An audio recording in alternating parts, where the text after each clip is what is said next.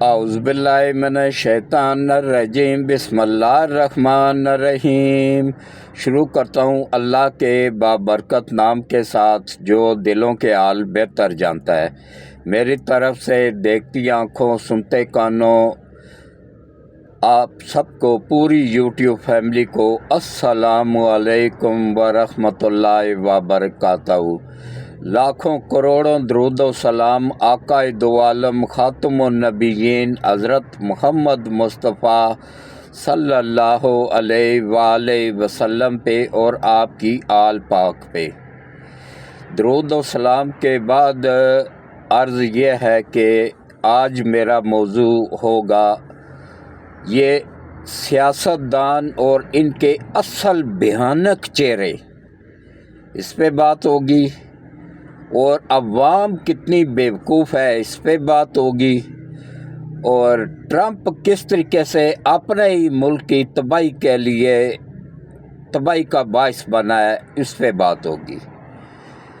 تو مختصر سے وقت میں آج جمعہ کا مبارک دن ہے، کل شب برات تھی، اور اللہ آپ سب کی عبادات کو قبول کرے، ہماری خطاؤں کو، غلطیوں کو، کوتاہیوں کو معاف فرمائے، اور جس کا نام کل کے دن کے نام چڑھتے بھی ہیں، نئے نام آتے ہیں، پرانے نام میں سے کچھ نام گر جاتے ہیں، جن کے نام گر چکے ہیں اللہ ان کی مغفرت کرے، اور اللہ ان کو جو وقت ان کے پاس ہے اس میں زیادہ سے زیادہ عبادت کرنے کی توفیق عطا فرمائے، سچ بولنے کی توفیق عطا فرمائے، جھوٹ سے، کرپشن سے بچنے کی توفیق عطا فرمائے۔ یہ عارضی زندگی ہے، اس کو اسی کے مطابق گزارنا چاہیے۔ جتنا کہ ہم کسی شہر میں جاتے ہیں نا، دوسرے شہر میں 2 دن کے لیے، 4 دن کے لیے، تو ہم جتنی وہاں کے جا کے وہاں کا سامان لے کے جاتے ہیں نا، اتنا ہی سامان ہمیں یہاں کے لیے بھی اکٹھا کرنا چاہیے، اور آخرت کے لیے جہاں ہم نے مستقل رہنا ہے وہاں کے لیے زیادہ سے زیادہ تیاری کرنے کی اللہ توفیق عطا فرمائے، آمین۔ تو سب سے پہلے آ جائیں جناب کے ٹرمپ پہ۔ میں نے کیا کہا تھا، میرا پہلا ولاگ اٹھا کے دیکھ لیں، اس کے ابھی اس نے حلف بھی نہیں اٹھایا تھا، صرف جیتا تھا۔ میں نے کہا تھا کہ وہاں کی عوام، اچھا امریکہ کا میں آپ لوگوں کو بتا دوں کہ امریکہ میں جہالت اتنی ہے کہ حد سے زیادہ ہے۔ وہاں بہت کم، تقریباً میٹرک تک مشکلوں سے 70% لوگ میٹرک تک پہنچتے ہیں، ورنہ اس سے پہلے ہی چھوڑ دیتے ہیں، کاروبار میں لگ جاتے ہیں، بزنس میں لگ جاتے ہیں، پیسے کے پیچھے لگ جاتے ہیں، بس مرد عورتیں سب کا یہی حال ہے۔ میٹرک مشکلوں سے کرتے ہیں، جو میرا خیال ہے میٹرک سے آگے جانے والوں کی تعداد ٹوٹل 10% ہے۔ تو انہوں نے کیا کیا، جیسے ہم لوگوں نے کیا تھا عمران نیازی کو لا کے، وہی وہ انہوں نے بھی کیا ہے ٹرمپ کو لا کے۔ ٹرمپ نے یہودیوں کے منصوبے کی تکمیل کرنی تھی، کہ اندر سے یہ بھی یہودی ہی ہے، کرسچن نہیں ہے۔ کرسچن ہوتا نا تو پھر اتنی تباہی نہ کرتا، یہ اندر سے یہودی ہے۔ تو ان کے ہی کہنے پہ وہی اس کو لائے تھے گریٹر اسرائیل بنانے کے لیے، لیکن گریٹر اسرائیل کی راہ میں سب سے بڑی رکاوٹ پاکستان ہے، کیونکہ یہ دنیا کا پہلا ایٹمی پاور ملک ہے۔ اس کے بعد ہے جناب ترکی، اس کے بعد ہے پھر ایران۔ یہ 3 ممالک رکاوٹ تھے اس کی راہ میں۔ ان تینوں کو اس نے بہت کوشش کی، اور ابھی بھی لگا ہوا ہے ٹرمپ۔ اس نے فنڈ بھی جاری کر دیے ہوئے ہیں کہ کسی طریقے سے سب سے پہلے پاکستان کو تباہ کیا جائے، پاکستان کی فوج کو کمزور کیا جائے، اس کے بعد ایران کو، اور پھر ترکی کو۔ تو کیونکہ ترکی کے پاس پاور بے حساب ہے، لیکن اس کے پاس سینئر جرنیل کوئی نہیں ہے۔ انہوں نے بغاوت کر دی تھی نا، امریکہ کے ٹراؤٹ سے وہ بھی، تو ان کو لٹکا دیا گیا تھا، پھانسی دے دی گئی تھی۔ اب اس کے پاس سینئر جرنیل کوئی نہیں ہے۔ تو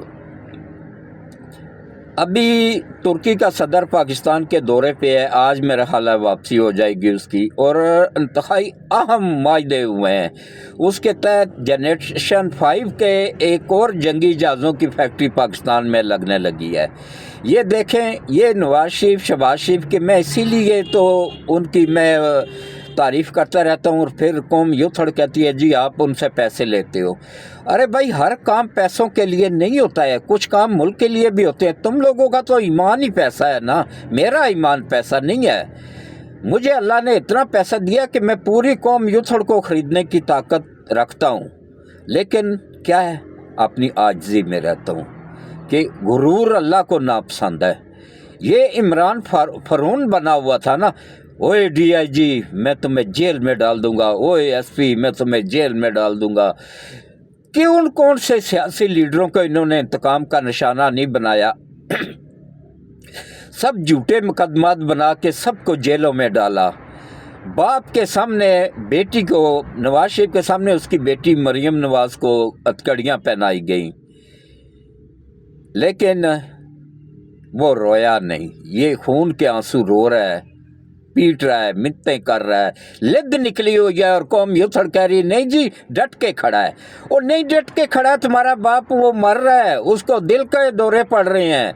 अब दिल का एक डॉक्टर, पहले 3 डॉक्टर थे उसके उस पोल्ट्री की हिफाजत के लिए, अब चौथा डॉक्टर जो है ना दिल का शामिल उसमें किया गया है। ये सब आवाम के पैसों का से इलाज हो रहा है उसका। और जो मुर्गे खा रहा है, गोश्त खा रहा है बकरे के, और राने रोस्ट कर करके खा रहा है देसी घी में, ये भी अवाम के टैक्स के पैसों से अय्याशी कर रहा है। तो अल्लाह हम सबको हिदायत दे। और ट्रंप के आप देखें, उर्दन भी आकड़ गया है। सऊदी अरब तो पहले क्या ही आकड़ा हुआ था, अब उर्दन भी आकड़ गया है। उर्दन के बादशाह ने वहाँ पहुँच के उसके मुँह पे उसको कहा कि इतना कमज़ोर हमें मत समझना कि ये ऊपर अल्लाह की ज़ात बैठी हुई है, हम इतने कमज़ोर नहीं है कि हम तुम्हारी ग़ुलामी में आ जाएंगे और तुम ग्रेटर इसराइल में शामिल कर लोगे उर्दन को। उर्दन जो है ना अपना दिफा के लिए हक रखता है, तो उसको उधर पहुंच के, लेकिन ये ढीठ होते हैं, इनको इज़्ज़त और ज़िल्लत का कोई पता नहीं होता है। जैसे इमरान नियाज़ी था ऐसे ही ट्रंप भी है, दोनों भाई हैं, एक ही चट्टे पट्टे के वो दोनों हैं। मेरी क्या दुश्मनी है इमरान नियाज़ी के साथ? आज वो मुल्क का वफादार बन जाए और यहूदियों के एजेंटी छोड़ दे, मैं आज उसके हक़ में बोलना शुरू कर दूंगा, क्योंकि मेरा तो काम है हक़ सच अवाम को दिखाना। तो अब चारों तरफ से जो अंदाजे ट्रंप लगा के बैठा हुआ था ना कि फ़ौरन कब्ज़ा हो जाएगा, फ़ौरन ये हो जाएगा, फ़ौरन ग्रेटर इसराइल बन जाएगा, तो अब उसको पता चल गया कि ये इतना आसान काम नहीं है। अब उसने क्या किया, अंदर से तोड़ने की कोशिश कर रहा है। वो तो बुज़दिल थे ना, वो तो जाहिल अवाम थी इराक़ की, इराक़ से स्टार्ट हुआ था ये काम। पहले इराक़ को तबाह किया गया सद्दाम हुसैन को। सद्दाम हुसैन एक कड़ियल जुबान था, वो अली की औलाद था, वो भी अली की औलाद था, फातिमा के नहीं था लेकिन अली की औलाद था। उसके जिस्म में भी अली शेर खुदा का खून था। तो ये जो है ना हमारा हाफ़िज़ सैयद आसिम मुनीर, इसके ये अली और फातिमा की औलाद है, और शाह शम्स तब्रेज़ की नस्ल है, जिसने सूरज सवा नेज़े पे मुल्तान में बुला लिया था। कौम यूथड़ नहीं मानती है, लेकिन किसी भी मुल्तान के बंदे से पूछो, वो आप लोगों को बताएगा हाँ जी ये वाक़या मुल्तान में हुआ था। तो अब इंशाअल्लाह इसी के हाथों अल्लाह ताला टुकड़े टुकड़े करवाए गए, अमेरिका के भी और इसराइल के भी। इसराइल की भी तबाही का आगाज़ हो चुका हुआ है। तो अब देख लें जनाब के किस तरीके से ये किया गया है कि अब आप आ जाएं जनाब के, देखें पूरी दुनिया में अब लोगों को इतना मीडिया फास्ट हो गया है, इतना गूगल सर्च हो जाता है, पूरी दुनिया एक घर की मानंद हो गई है। जैसे एक फैमिली होती है ना, इसी तरीके से पूरी दुनिया सिमट के क्लोज हो गई है। तो पहले देखें ख़त लिखते थे, वो हफ्ते 10 दिन में पहुंचता था। अब देखें किस तरीके से हो रहा है कि यहाँ पे ला के बैठाया जा रहा है। तो अब देखें अल्लाह की करम नवाजी से पूरी दुनिया में कोई भी खबर होती है ना, मिनटों सेकंडों में पूरी दुनिया में फैल जाती है। तो अब वो दौर नहीं रहा है। अब चाहिए अमेरिका को भी, इसराइल को भी कि इस्लामी ममालिक के साथ मिल के रहे, पूरी दुनिया में अमन कायम करे। اور امن کے لیے کام کرے.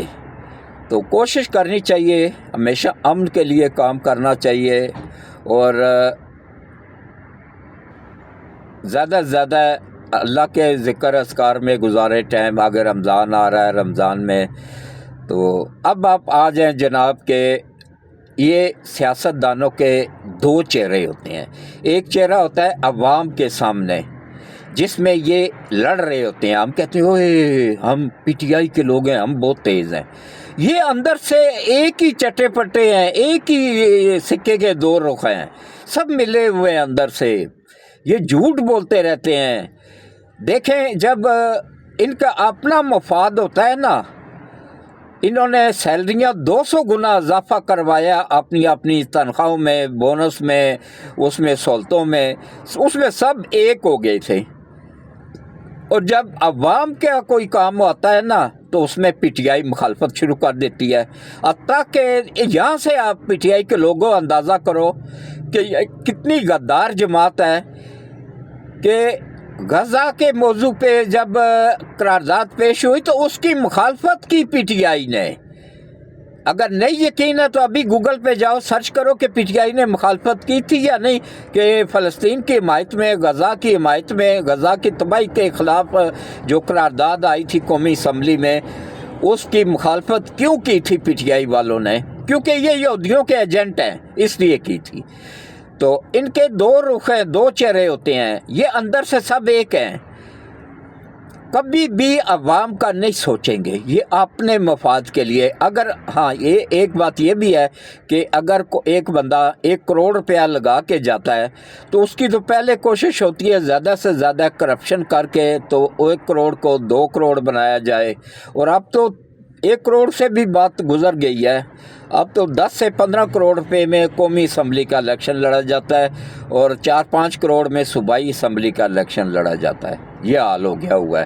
اور جتنا پیسہ لگا کے 10-15 کروڑ لگا کے بندہ قومی اسمبلی میں پہنچے گا تو وہ پہلے اپنا 10-15 کروڑ پورا کرے گا، اس کے بعد پھر دوبارہ الیکشن لڑنے کے لیے وہ جمع کر کے رکھے گا 10-15 کروڑ، اور اس کے بعد پھر جا کے عوام کا سوچے گا.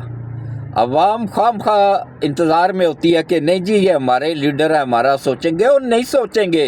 کوئی کسی کے لیے نہیں سوچتا ہے. آپ لوگوں کو خود اپنے لیے سوچنا پڑے گا اور اپنے حق کے لیے خود نکلنا پڑے گا، خود آواز بلند کرنا پڑے گی. یہ سب ایک ہیں، آپس میں ملے ہوئے ہیں. ان کو روٹی میں آپ لوگوں کو بتاؤں نا، قومی اسمبلی میں جو یہ ہے نا کینٹین، وہاں پہ بکرے کا گوشت دیا جاتا ہے 10 روپے کی پلیٹ، اور مرغی جو ہے نا 5 روپے کی پلیٹ، روٹی 1 روپے کی ایک روٹی. یہ غریب عوام کا پیسہ جو ہے نا اس طرح ان لوگوں پہ لٹایا جا رہا ہے. اس میں اکیلا نواز شریف یا شہباز شریف یا حمزہ شہباز کچھ نہیں کر سکتے ہیں. یہ سب پارٹیوں کو مل کے کرنا ہوگا، اور کبھی بھی یہ نہیں کریں گے. یہ عوام کو ان کے لیے ان کو ڈنڈا دینا ہوگا نا، دڑا مرچ لگا کے نیچے سے گھسڑے ان کو نا تو منہ سے باہر نکالیں، پھر یہ عوام کا خیال آئے گا ان کو، ورنہ نہیں آئے گا. تو الحمدللہ میں معذرت چاہتا ہوں اپنی ماں، اپنی بہنوں اور بیٹیوں سے، اور زیادہ تر میری بیٹیاں ہی ہیں کیونکہ میں تو 75 سال کا ہو گیا ہوا ہوں. تو جو میرا ولاگ کو شوق سے دیکھتی ہیں، تو ان میری بیٹیوں سے عرض یہ ہے کہ بیٹا دیکھو، کل آپ لوگوں نے بھی ساس بننا ہے، آپ کے خامد نے سسر بننا ہے، تو کوشش کیا کریں اپنے ساس سسر کی خدمت کیا کریں. آپ اپنے ساس سسر کو اپنا ماں باپ سمجھیں، اور آپ کا شوہر آپ کے ماں باپ کو اپنے ماں باپ سمجھے، پھر گھر کا نظام بہتر ہوگا، بہتر چلے گا. تو اس کے ساتھ ہی میں اس ولاگ کو اختتام پذیر کرتا ہوں. یہ عوام کے چہروں پہ مت جایا کریں، اچھی طرح تسلی کر کے گوگل سرچ کر کے ووٹ دیا کریں کہ کون سی جماعت نے کتنا قرض لیا ہے، کتنا واپس کیا ہے، اور کون کون سے پروجیکٹ لگائے ہیں. یہ اس کے بعد پھر جا کے ووٹ دیا کریں، ووٹ کو بیچا مت کریں۔ کچھ لوگ تو پیسے لے کے بیچ دیتے ہیں، ووٹوں کو بیچنا نہیں چاہیے، یہ ایک مقدس امانت ہوتی ہے۔ تو اس کے ساتھ ہی میں اجازت چاہوں گا، جمعے کا مبارک دن ہے، اللہ آپ سب کا جمعہ قبول کرے اور اللہ آپ سب کی مشکلات پریشانیاں دور کرے، اس ملک کو اللہ اپنی حفظ و امان میں رکھے۔